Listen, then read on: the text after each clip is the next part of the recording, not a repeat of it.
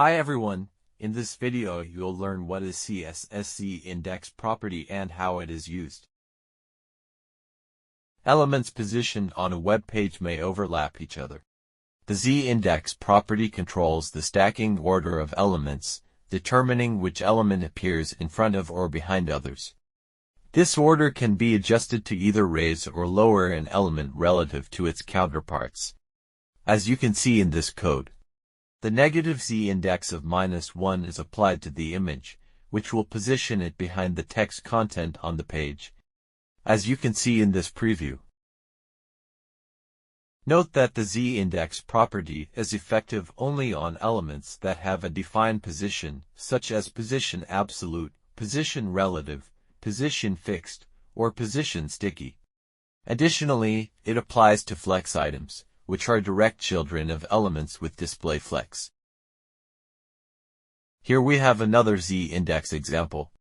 As you can see in this code, box 1 has the lowest z-index of 1, so it will be behind both box 2 and box 3, as you can see here. Box 2 has the highest z-index of 3, so it will be displayed on top of both box 1 and box 3, as you can see here. Box 3 has a z-index of 2, placing it on top of box 1 but behind box 2, as you can see here. This demonstrates how the z-index property controls the stacking order of positioned elements within a relatively positioned container that is div with class parent. Without z-index, when two positioned elements overlap each other and no z-index is set, the element that appears later in the HTML code will be displayed on top. This is because HTML elements are rendered sequentially, and CSS styling applies in a cascading manner, prioritizing elements defined later in the document for overlapping display. Now we will look at an example. In this example, no z-index has been defined for any element, because of their sequence in the HTML document. Box 1 will display behind both box 2 and box 3, as you can see here.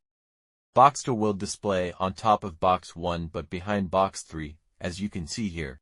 Box 3 will display on top of both box 1 and box 2, as you can see here. This was all about the CSS Z-Index property. Please check the video description for more information.